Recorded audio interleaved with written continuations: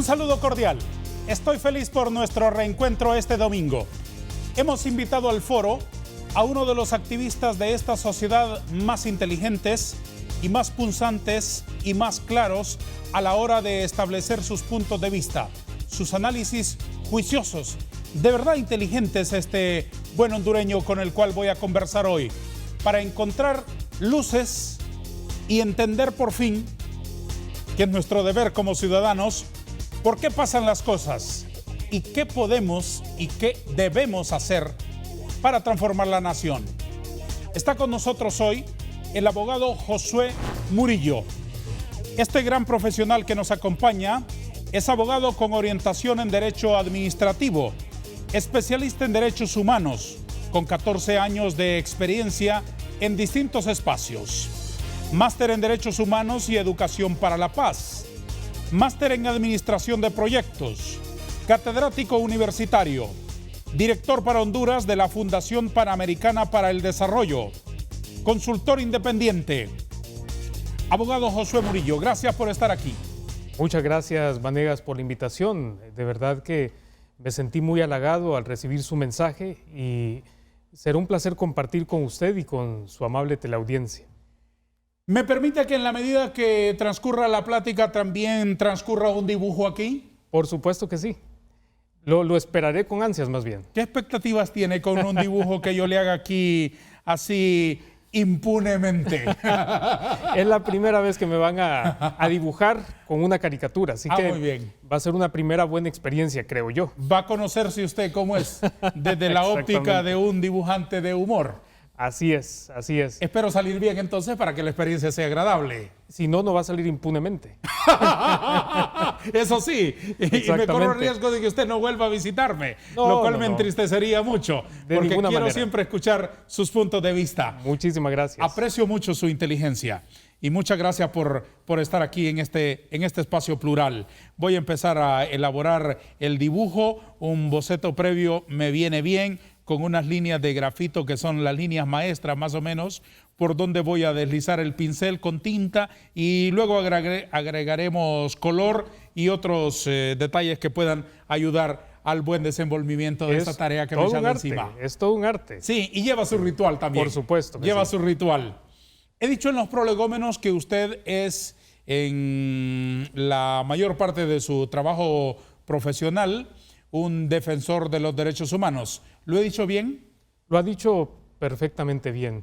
De hecho, comencé a muy temprana edad a atender necesidades de grupos puestos históricamente en situación de vulnerabilidad.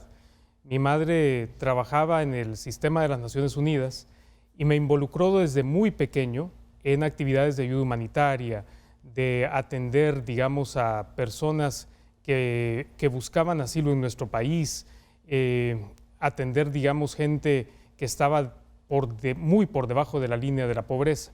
Entonces, eso orientó muy bien mi vocación hacia el servicio y fue precisamente esa guía de mi madre y de mi abuela que me inclinaron a estudiar Derecho.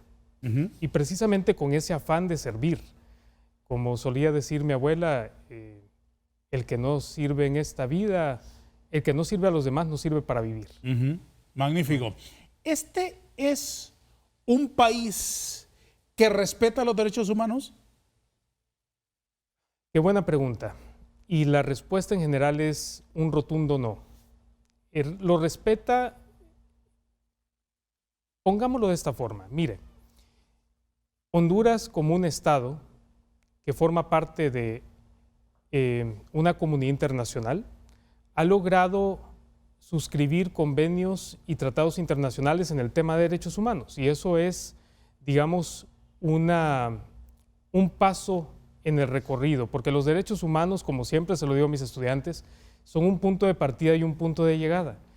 El hecho de que nosotros lo reconozcamos, ratificando declaraciones internacionales, convenios y tratados, es un primer paso, pero no nos podemos quedar ahí.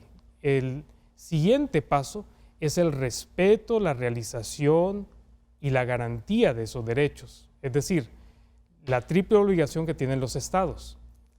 Realizar los derechos humanos, brindar servicios de salud, de educación, fomento al agro. Recordemos que la alimentación es un derecho humano. Sí. Proteger los derechos humanos es evitar que terceros lesionen sus derechos. Por ejemplo, su derecho a la vida, su derecho a la integridad física, su derecho al trabajo, su derecho a la educación, a la libre expresión. A la libre expresión, exactamente. El derecho a elegir y ser electos. A la migración. A la migración. Todos esos derechos, digamos, deben ser resguardados por el Estado. Y el Estado tiene la obligación de generar entornos habilitantes para el ejercicio de los derechos humanos. Si no, entonces son puros conceptos, puros ideales que no se concretan. Declaraciones. El presidente del Ejecutivo ha dicho en las Naciones Unidas, menudo escenario, que los derechos humanos son violados también por el crimen organizado, las maras y los delincuentes que atentan contra las pertenencias y contra la vida de los individuos. ¿Comparte usted esa teoría? Pero yo creo que antes de señalar al crimen organizado, a la narcoactividad, él debería darse una buena mirada en el espejo y reconocer que él ha violado derechos humanos. Él ha violado derechos humanos, derechos políticos, derechos electorales, derechos y garantías constitucionales desde el momento que se configuró una reelección ilegal, ilegítima e inconstitucional. Violó derechos democráticos cuando destituyó de manera ilegítima a 4 magistrados de la Sala de lo Constitucional cuando él fue presidente del Congreso Nacional. Y también cuando él ha generado todo un entorno para la elección de altos funcionarios del Estado que respondan a sus intereses. Esa es la primera violación a los derechos fundamentales del pueblo hondureño. Por supuesto que hay grupos que operan al margen de la ley y es deber del Estado, como lo mencioné al inicio de esta entrevista, resguardar los derechos humanos de la población, pero siempre dentro del margen del respeto a la dignidad humana, que es el concepto fundamental en torno al cual giran el resto de los derechos humanos. Ahora, ¿quiénes cometen violaciones de derechos humanos? Funcionarios estatales de gobierno cometen violaciones de derechos humanos cuando, a través de sus acciones u omisiones, generan lesiones a la dignidad humana. ¿Qué ha sucedido cuando el pueblo, por ejemplo, se ha manifestado en contra de la reelección presidencial, utilizando lo que en su momento llamé, cuando se quería aprobar en el Congreso Nacional, la Guardia Pretoriana del César, que no es nada más y nada menos que la Policía Militar del Orden Público? Y también cuando esos entes estatales que deberían resguardar la dignidad humana del pueblo hondureño, es la primera que la lesiona. Lastimosamente, aquí tenemos autoridades que son o que tratan de negar su responsabilidad en la crisis actual que estamos viviendo. Yo creo que llamarlo crisis más bien es un eufemismo de mi parte. Estamos ante una multicrisis que requiere que todos los actores políticos, sociales y de la cooperación internacional hagamos un solo frente. ¿Por qué somos tan violentos? Yo no creo que somos un país violento, creo que somos un país, y lo hemos demostrado históricamente, de vocación pacífica. Que hay un grupúsculo de malos hondureños que generan tanto daño que eso nos hace ver malos frente a la comunidad internacional es otra cosa. Y que hay malos hondureños también que se posicionan en ciertas instancias claves del Estado y que también generan daño y que han convertido a nuestra amada Honduras en un narcoestado. Eso es lo que nos da la imagen o la mala imagen internacional de ser una sociedad violenta. ¿Desde el Estado se genera violencia? Por supuesto que sí. ¿Cómo? Violencia sistémica, violencia cultural. ¿Cómo se traduce eso? Eso se traduce de manera muy sencilla. Es cuando las entidades del Estado reproducen la violencia, ya sea directa o indirecta, por sus acciones u omisiones. Y le voy a dar 2 ejemplos sencillos. El primero, que ya lo mencioné, cuando el derecho a la protesta que tiene el pueblo hondureño es sofocado de manera impune por autoridades y por actores militares, policiales y esos híbridos misteriosos que nosotros llamamos policía militar. o por omisiones, cuando se deja de colaborar con ciertas municipalidades porque el alcalde es del partido contrario. Entonces, no importa que se sumerja más en la pobreza a esa municipalidad con tal de generar réditos electorales a mi favor. Esas son el tipo de cosas que no se deberían dar en una democracia moderna. ¿No le parece a usted contradictorio que haya más violencia en los tiempos en que más se gasta en las estructuras del Estado para prevenir o para combatir la violencia? Por supuesto que sí. Y mire, cuando toda esta manifestación ciudadana para reformar a la policía y depurar los entes operadores de justicia penal inició en el año 2011-2012, como el resultado, y no hay que olvidarlo porque es historia, de la muerte de 2 jóvenes universitarios, uno de ellos el hijo de la exrectora de la Universidad Nacional, y también con la muerte de Alfredo Landaverde, para mí un mártir en esta causa, por limpiar la putrefacción que hay en todo el Estado. Una de nuestras primeras recomendaciones como sociedad civil fue precisamente esa. Hay que destinar fondos, presupuesto, para generar entornos habilitantes para los derechos humanos. Estamos hablando de educar mejor a los niños. Estamos hablando de fomentar el agro para que haya verdadero derecho humano a la alimentación con dignidad. Salud nutricional y alimentaria es tan importante. Hablamos también de educar al pueblo y brindarle también ese derecho fundamental a la salud. Pero no, lo que se hace aquí en Honduras es tratar de resolver problemas sociales a través del plomo. ¿Y a qué me refiero con eso? Dotando a los entes de seguridad con armas, con chalecos antibalas y no dotando a las escuelas, a los colegios, con lápiz, papel y libros. ¿Hay una militarización del poder? Y de la sociedad en general, y también de la institucionalidad estatal. ¿Qué daños produce eso? ¿Me lo explica después de una pausa, si le parece? Por supuesto que sí. Nos detenemos un minuto para que tengan un espacio nuestros patrocinadores.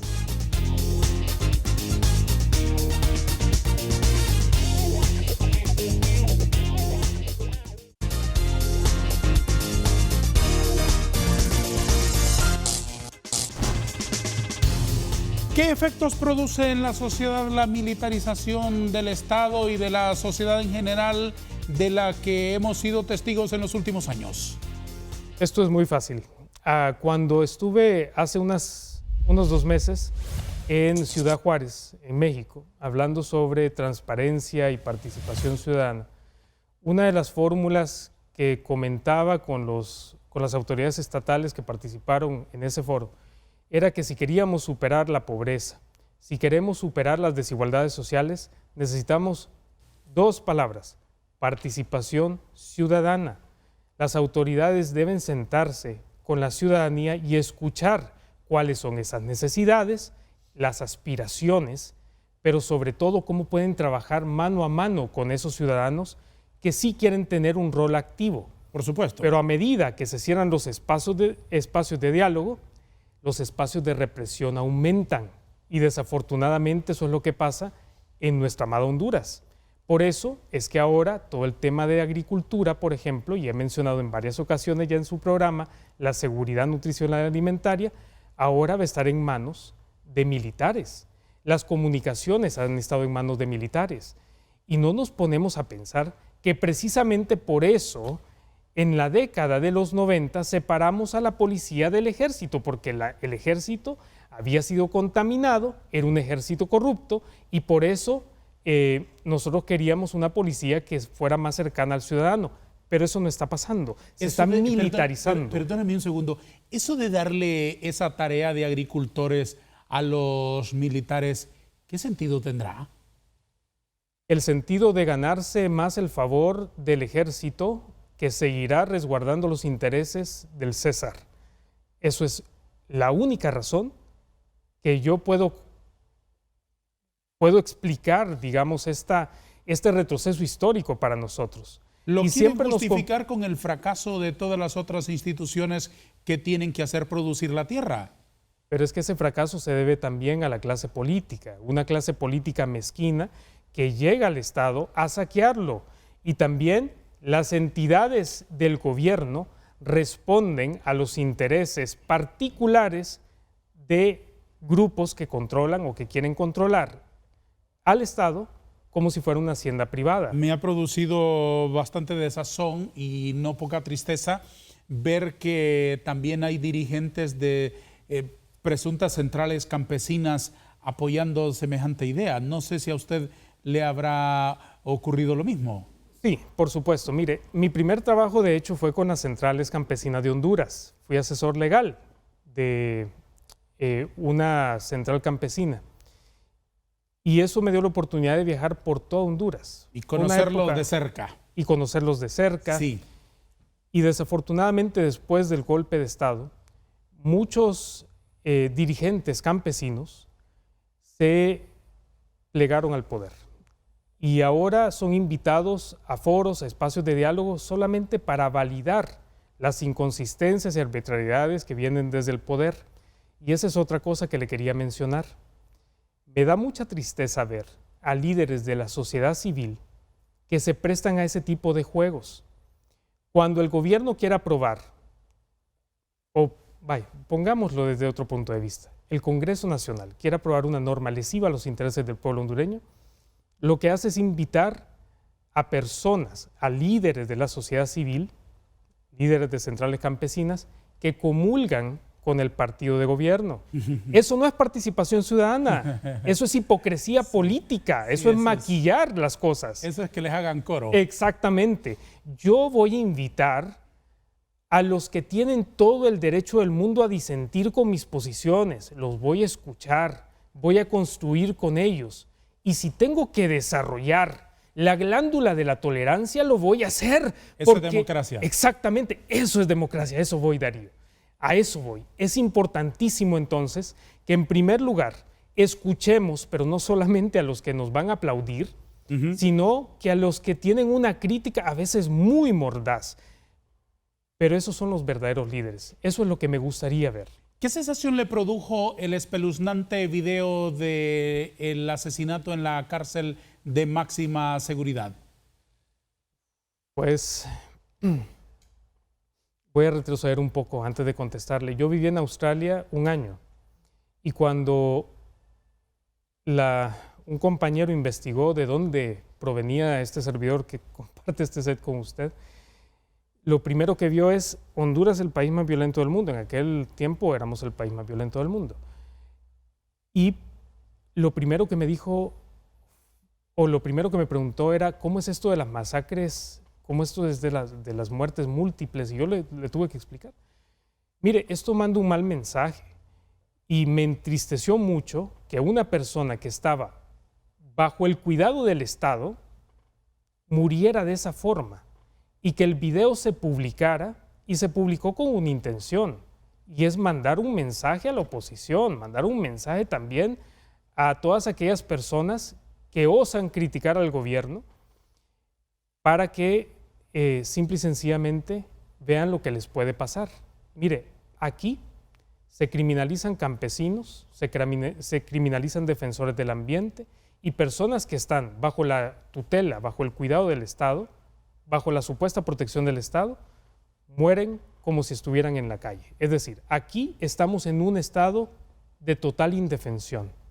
Y por eso es importante también, Vanegas, escuchar a los entes como la Comisión Interamericana de Derechos Humanos, Amnistía Internacional, que nos dan pautas de qué es lo que debemos hacer para salir de esta crisis de violencia y también de incompetencia estatal, porque muchas veces es por negligencia de los actores estatales. ¿Acaso el Estado, abogado Murillo, no tiene una fotografía exacta de las dimensiones de la inseguridad? Yo creo que sí la tiene. El problema es que aquí es más fácil administrar crisis que resolverlas, porque en río revuelto, ganancia de pescadores. Y eso es lo que pasa. Si tenemos una democracia, un Estado más ordenado, la gente puede manifestarse más y sobre todo, y esto es bien importante, le puede exigir más a sus autoridades. Y eso no lo quieren los que nos han gobernado. Por eso también nos niegan derechos fundamentales, como el de la educación, porque un pueblo culto es un pueblo que desarrolla una actitud crítica frente a sus autoridades. Y eso es lo que no han querido. Pero regresando a su pregunta, me conmovió profundamente ver las reacciones de muchos buenos hondureños que sienten vergüenza de lo que está sucediendo. Y me dolió de que se perdiera una vida humana. No importa si él cometió un delito, esa era una vida humana que se perdió. Y como cristianos, nosotros tenemos que indignarnos. Y por cierto, sabe que la indignación es el resultado de la falta de la dignidad humana. Y por eso nosotros nos indignamos tanto en este país. ¿La impunidad destruye el Estado de Derecho? Claro que sí. La impunidad yo me la imagino como un gran escudo. El escudo que utilizan los corruptos para que la justicia nunca los toque. Y en esa lucha para vencer ese gran escudo de la impunidad nos han acompañado actores muy relevantes como la Maxi, como la UFESIC, el Consejo Nacional Anticorrupción, que cobró vida cuando Gabriela Castellanos entró en el escenario. Y creo que hemos dado pasos contundentes, por lo menos para revertir esa cultura de idolatría a los corruptos. Porque yo recuerdo cuando estaba en la universidad, sabe que una de las cosas que escuchaba en reiteradas ocasiones era: ese sí fue vivo, porque llegó y robó. Ese sí le entendía el trámite, porque se hizo diputado y le entendía que por un voto podía cobrar. Exacto. Ese sí le entiende a la vaina, porque llega y valora una obra en tantos millones, pero en realidad cuesta la mitad y se queda con... Mire, eso lo hemos ido revirtiendo. Sí. Y yo creo que nuestras generaciones tienen la obligación de dejar una mejor Honduras, una Honduras con una cultura que rechace las prácticas corruptas y que abrace esa palabra que me encanta: integridad, ser de una sola pieza. ¿Estamos los ciudadanos conscientes de nuestro papel? Creo que hace falta una ciudadanía un poco más activa, porque... ¿Por qué no lo somos tanto? Porque tenemos miedo, tenemos muchísimo miedo. Tenemos miedo a perder nuestros trabajos, tenemos miedo a que nos juzguen, tenemos miedo a que si levantamos la voz vamos a ser objeto de persecución. Todos tenemos miedo, pero hay que vencerlo, porque el miedo es el arma de los corruptos, es el arma de los impunes. Tenemos que vencer ese miedo, tenemos que unirnos, tenemos que respaldar, y como siempre lo he dicho, a la Maxi. ¿Cuáles son los principales factores, diría usted, que en los últimos tiempos han desmantelado la institucionalidad? En primer lugar, las decisiones en el Congreso Nacional. Mira, las elecciones de segundo grado deberían despolitizarse, y eso es algo con lo que siempre hemos tratado de dialogar con los diputados y diputadas del Congreso Nacional. Claro, que suelten ese poder va a ser muy difícil. ¿Y por qué se lo digo? Porque no prima la meritocracia, sino la afinidad político-partidaria. Y yo no tengo que demostrar absolutamente nada. Lo dijo el presidente del Congreso Nacional cuando estaban eligiendo a las personas que van a rectorar el próximo proceso electoral. Dijo que no iban a llegar si no tenían algún tipo de padrino o madrina política. Eso es lo que tenemos que comenzar a cortar de raíz, y tenemos que privilegiar la meritocracia. En segundo lugar, la colusión de actores estatales y de la clase política con el narcotráfico y con la criminalidad organizada. Si no, veamos cómo tienen becado al hermano del presidente de la República en Nueva York. ¿Por qué? Porque estaba involucrado con acciones al margen de la ley. Y siempre he dicho que la única persona que no puede alegar ignorancia de lo que hacen sus familiares o su entorno más cercano es el comandante en jefe de las Fuerzas Armadas y el que tiene información e inteligencia policial y militar de primera mano. Eso degrada la institucionalidad estatal y la no participación ciudadana, como ya se lo he comentado. Les esperaré aquí después de 2 minutos de mensajes importantes.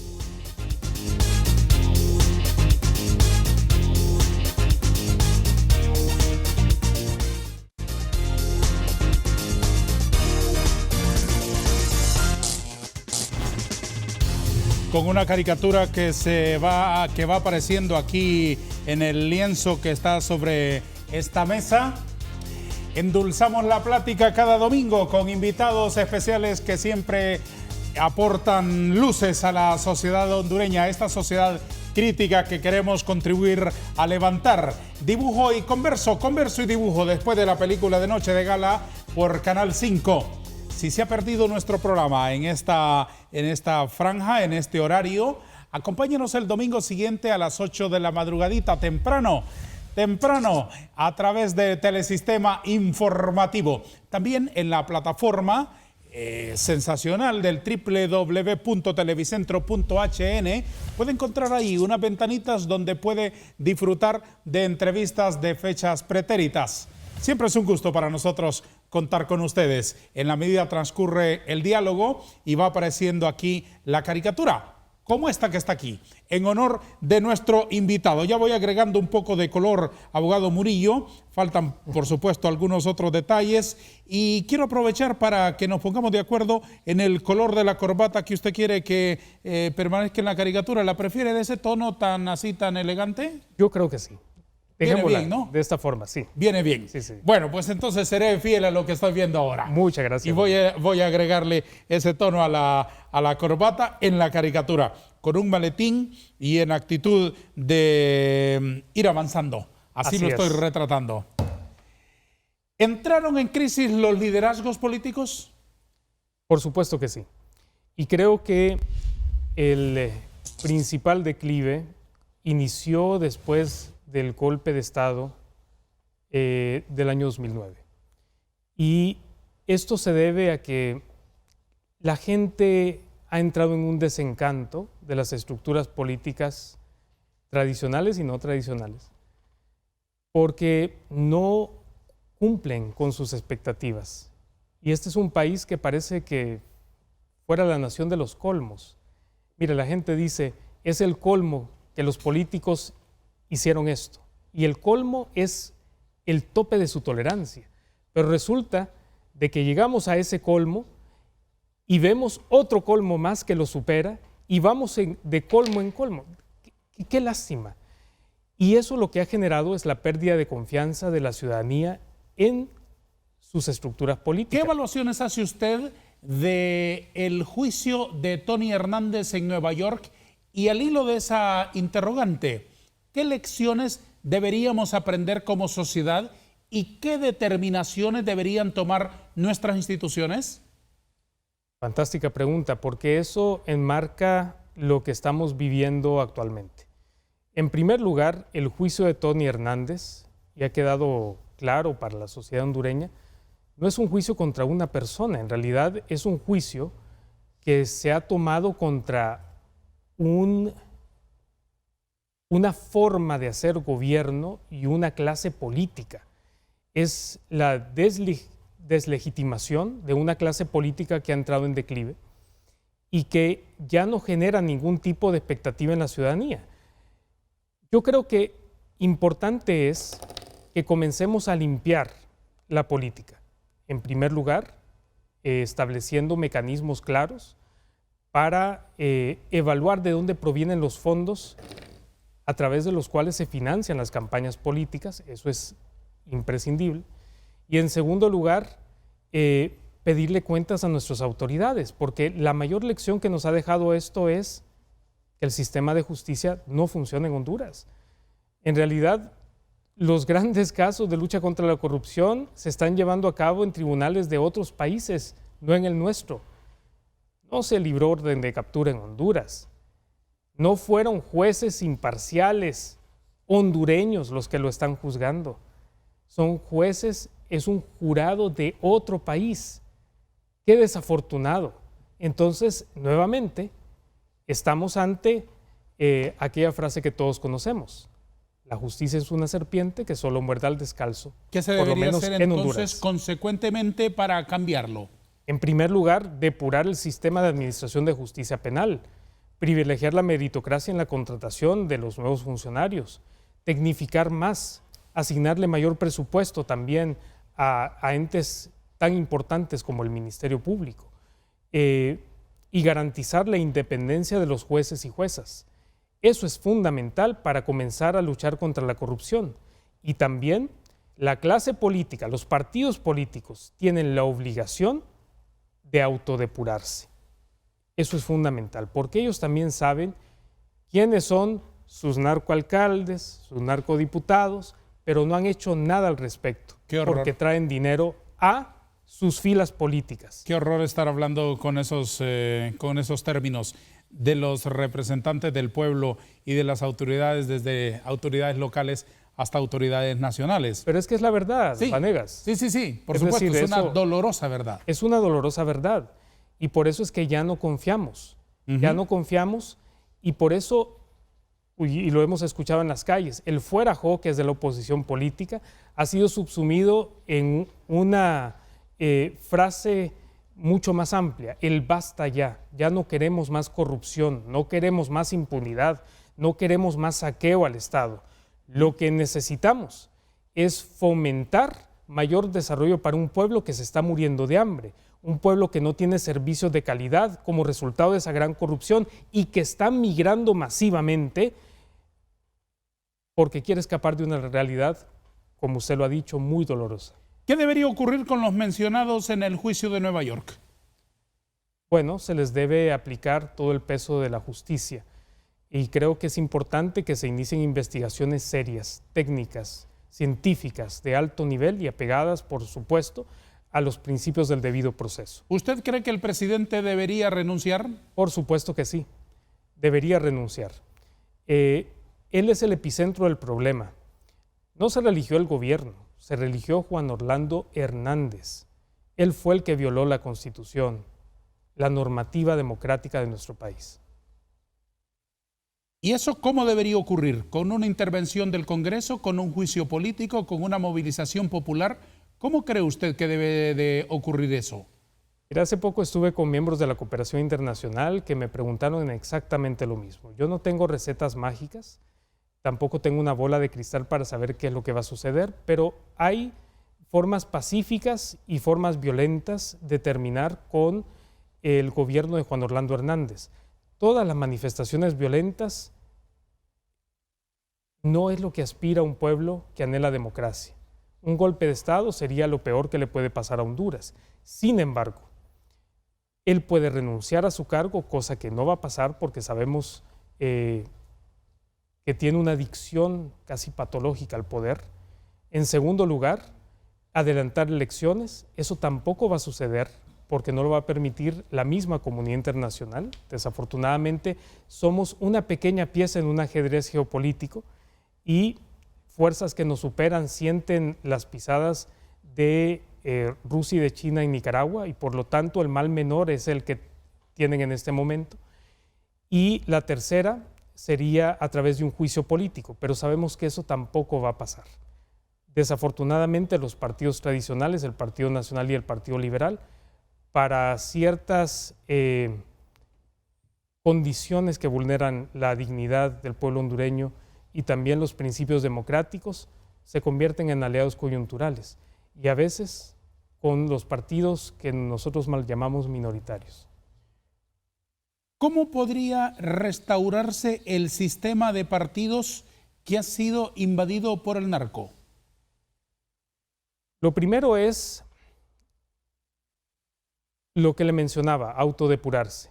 Es importante nuevos liderazgos en los partidos políticos, liderazgos jóvenes pero con nuevas prácticas, porque yo siempre he dicho, no importa que llegue un joven si trae todos los vicios de antaño. De los dinosaurios. Exactamente. Sí. Porque eso no cambia realidades, lo que cambian son personas valientes, con principios, íntegras, que lleguen a cambiar esa forma de pensar la política. La política no es mala, pero la gente buena no se mete a los partidos políticos porque tal vez piensan como yo lo he hecho durante muchos años. En primer lugar, me pueden marginar dentro de la estructura política. En segundo lugar, me pueden inclusive calumniar con cualquier tipo de, no sé, de invención de esas mentalidades pervertidas que tenemos dentro de esas estructuras político-partidarias. O en tercer lugar, la solución final, lo mandan a matar. Pero creo que los ciudadanos y ciudadanas debemos asumir un papel valiente de recuperar los partidos políticos. Y no creo que hay partido político malo. Yo creo que hay gente muy dañina dentro de los partidos políticos. Estoy de acuerdo. ¿Usted participaría en un cargo de elección popular? Eventualmente sí, lo haría, pero en este momento mi rol es como facilitador de procesos de desarrollo a nivel de grupos en situación de vulnerabilidad. Estoy muy satisfecho de trabajar con aquellas personas que el Estado ha ignorado durante muchos años. Me refiero a las personas con discapacidad, a los pueblos originarios, pueblos indígenas y afrodescendientes, a los migrantes, a los desplazados internos, a los defensores de derechos humanos, a las poblaciones LGTB y a otras poblaciones que son sujetas de derecho y que merecen tener acceso al trabajo, de nuevo a la educación, a la salud con dignidad. ¿Qué hace la oficina que usted representa? Nosotros implementamos proyectos de la cooperación y los dirigimos a estos grupos en situación de vulnerabilidad que le he mencionado y tenemos buenos resultados a nivel de Latinoamérica y el Caribe. Nosotros tenemos presencia en todo el hemisferio. ¿Cómo lo hacen? Aquí concretamente. Aquí tenemos una oficina, yo soy el director nacional, tenemos colaboradores y colaboradoras y también tenemos socios nacionales, organizaciones de mucho prestigio como ASONOC en el occidente del país, la Red COIPRODEN, el Grupo de Sociedad Civil, actores que son sombrías de organizaciones de sociedad civil que dirigen su accionar hacia poblaciones como niñez, adolescencia y juventud, que son, digamos, el presente y el futuro de Honduras. ¿El trabajo de las ONG logra producir cambios?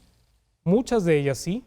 Hay ONGs que no son mediáticas, pero que producen mucho bienestar para ciertos grupos. Yo conozco organizaciones que trabajan con jóvenes en conflicto con la ley, que han logrado rehabilitar y reinsertar a jóvenes, darles esa segunda oportunidad, o que han logrado que mujeres indígenas, para el caso de mi organización, se puedan insertar al mercado local y al mercado nacional, y eso genera desarrollo. Eso combate la pobreza. Es la última vez que detenemos la plática tan enriquecedora con el abogado Josué Murillo. Un par de minutos y estamos de nuevo aquí.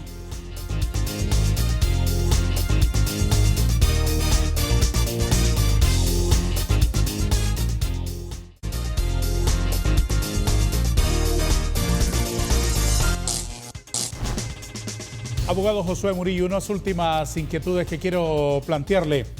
Por supuesto. ¿Qué sabe usted de Honduras como tercer país seguro? Bueno, tercer país seguro, ¿para quién, Vanegas? ¿Para nuestra gente? ¿Para la gente que va a transitar en nuestro territorio? Mire, tercer país seguro es simplemente darle condiciones a los migrantes que atraviesan nuestro territorio para que no miren hacia el norte. Y una forma gráfica que me parece a mí, para entenderlo, es que Mr. Trump eligió nuestras fronteras para ir extendiendo el muro un poco más abajo cada vez. Exactamente. Convertirnos nosotros un poco en gendarmes y en custodios de los intereses de una nación que no es precisamente la nuestra. Es desafortunado, pero esa ha sido nuestra tendencia histórica.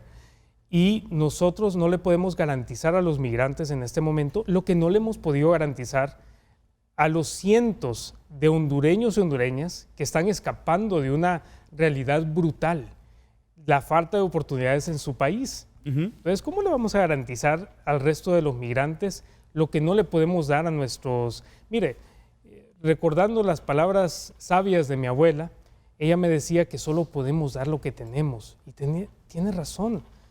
Entonces, por eso nosotros tenemos que fomentar el desarrollo de nuestro pueblo y así poder abrazar a los migrantes que pasen por nuestra frontera, no para detenerlos, para que se queden aquí, es decir, sino para cuidarlos, porque ellos tienen el derecho humano a migrar. No podemos seguir viendo la migración desde el lente de la seguridad nacional, porque si no vamos a criminalizar a los migrantes. Debemos ver la migración desde el lente de los derechos humanos que pasa indefectiblemente por el desarrollo. ¿Qué evaluación hace de la Maxi? La Maxi es una luz de esperanza para Honduras y creo que ha tenido detractores y anticuerpos en el Congreso Nacional y en el gobierno de la República de Honduras. La ha tenido difícil, como decimos nosotros. Pero hay un pueblo que sigue creyendo en el quehacer de la Maxi y es un pueblo que debe apoyar de manera más contundente esta lucha contra la corrupción y la impunidad. ¿Cree usted que lo ha hecho bien? Yo creo que lo ha hecho bien en la medida en que todos los organismos que se instalan en un país como el nuestro, con una democracia tan endeble, primero tienen una etapa de adaptación, de fortalecimiento interno y después deben comenzar a generar resultados. La CICIG en Guatemala, a la que ya le dieron el tiro de gracia, tardó muchísimos años en realizar acciones que ya la Maxi nos está brindando a nosotros como país. ¿El convenio se debería de renovar? Por supuesto que sí, se debe renovar. Si queremos luchar contra esta violencia sistémica, contra ese escudo que le menciono de la impunidad, contra esos descarados caraduras que tenemos en la clase política que solo llegan a robar, necesitamos una Maxi, una UFESIC fortalecida y un CNA a quien aplaudo públicamente que está acompañando esos procesos de lucha contra la corrupción. La misión de la OEA es una especie de entrenador, es una especie de profesor que vino aquí con el propósito de enseñarnos, darnos mejores fiscales, darnos mejores jueces, capacitar a nuestras instituciones en una palabra. Después de 4 años, ¿usted cree que los entrenados están aprendiendo? ¿Van por buen camino? ¿Tendremos dentro de algún tiempo mejor Ministerio Público, mejor Poder Judicial? Yo creo que sí. No hay que perder la esperanza. Sí, pero a veces somos muy críticos del sistema de administración de justicia penal. Y es bueno serlo. Yo lo soy. Y siempre he dicho, tenemos extraordinarios fiscales, jueces que quieren hacer bien su trabajo, pero el problema es, y regresamos al Congreso Nacional, mi estimado Vanegas, las elecciones de segundo grado. Si la cabeza no funciona, el cuerpo tampoco. Un juez debe gozar de absoluta independencia, no la han tenido. Los fiscales, a ellos se les ha pedido en muchas ocasiones que detengan investigaciones. Entonces en buena parte el fortalecimiento de las instituciones pasa por voluntad política. Pasa por voluntad política, pero pasa también por reformar la forma en la que elegimos a nuestros altos funcionarios del Estado. Meritocracia, participación ciudadana, publicidad, transparencia. Eso es lo que debería privilegiarse al momento de elegir a quienes van a rectorar el destino del pueblo hondureño. ¿Qué espera usted de este proyecto de nueva ley electoral y de nuevas instituciones como árbitros de la competencia por el poder? Creo que nos estamos jugando nuestra democracia en este nuevo entorno en el que se va a dar las elecciones. Tenemos 2 nuevos órganos que deben estar a la altura del momento histórico que estamos viviendo, sobre todo para evitar, en primer lugar, injusticia, fraudes electorales como el que vivimos hace muy poco tiempo, y creo que es necesario que se respete, sobre todo, la voluntad del pueblo hondureño. Eso fue lo que más lesionó el fraude electoral, la voluntad del pueblo hondureño, que no se vio reflejada en esas elecciones. ¿Qué deben hacer los partidos? Los partidos políticos deben brindarle también a la ciudadanía opciones de primera categoría. No puede seguir brindándole caras bonitas, músicas pomposas. Eso ya no es lo que necesita el pueblo, no necesita un par de chocollos. El pueblo lo que necesita son propuestas. No, yo sé que causa risa, pero el pueblo necesita propuestas realizables.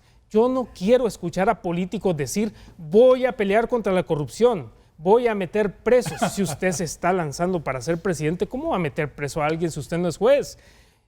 Si un político que está tratando de llegar al Congreso Nacional me dice que va a construir cientos de obras, yo le voy a decir, pero para eso no lo estamos eligiendo. Ajá. Usted no debería administrar fondos públicos, lo que me lleva a esa indignante decisión del Congreso Nacional de administrar fondos departamentales y ese pacto de impunidad que tienen en el Congreso, que es lamentable, que también genera desconfianza en el pueblo hondureño. Lo que necesitamos son políticos que piensen, en primer lugar, en las necesidades de la gente pobre, la gente que se está muriendo de hambre, y no en sus intereses mezquinos y particulares de esos políticos. No necesitamos más. ¿Qué necesitamos? ¿Qué discurso necesitamos? Necesitamos gente verdaderamente íntegra, gente que se identifique con las necesidades del pueblo, que trabaje para suplir y para superar esas necesidades y que tengan verdad en sus labios. En lo que ha visto en los liderazgos de la oposición, ¿distingue personas con esas características? Sí. Hay personas honorables, hay personas comprometidas dentro de los partidos políticos. Son invisibilizados por los viejos zorros caciques que tienen tanta cola. Sí, son invisibilizados, pero necesitamos una nueva generación de políticos que llegue a cambiar Honduras. La esperanza no la debemos perder. ¿El Partido Nacional tiene posibilidades de renovar su triunfo en las próximas elecciones? Muy difícil, pero tiene actores que convocan y tienen cooptado el Estado. Desde un punto de vista de un posible siguiente fraude electoral, no lo descarto. Yo esperaría que no. Pero si nos remitimos a la voluntad del pueblo hondureño, creo que tantos años en el poder también los ha quemado. Con el permiso suyo, antes de que usted la vea, quiero que sean los espectadores los que vean la caricatura con la que vamos a honrarlo este domingo. Por supuesto, abogado sí. Josué Murillo. Está aquí en la pantalla. Este es el trabajo con el que vamos a obsequiar la presencia del distinguido interlocutor hoy en el programa Vanegas. ¿Qué le parece?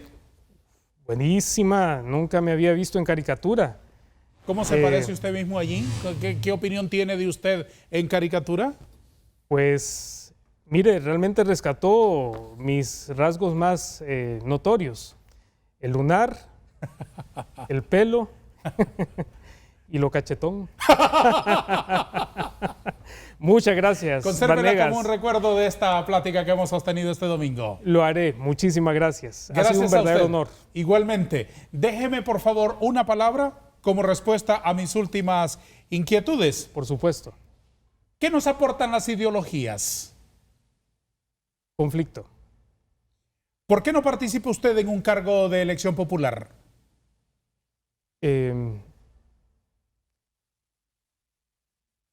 Incertidumbre. ¿A qué distancia de la democracia vivimos? Un par de años luz. ¿Por qué el malestar social de los hondureños no se manifiesta como el de otras naciones? Represión brutal. ¿Quién es su líder referente? Jesucristo. ¿Cómo se construye la paz? Con diálogo. ¿Quién ha sido en la historia de Honduras un buen presidente?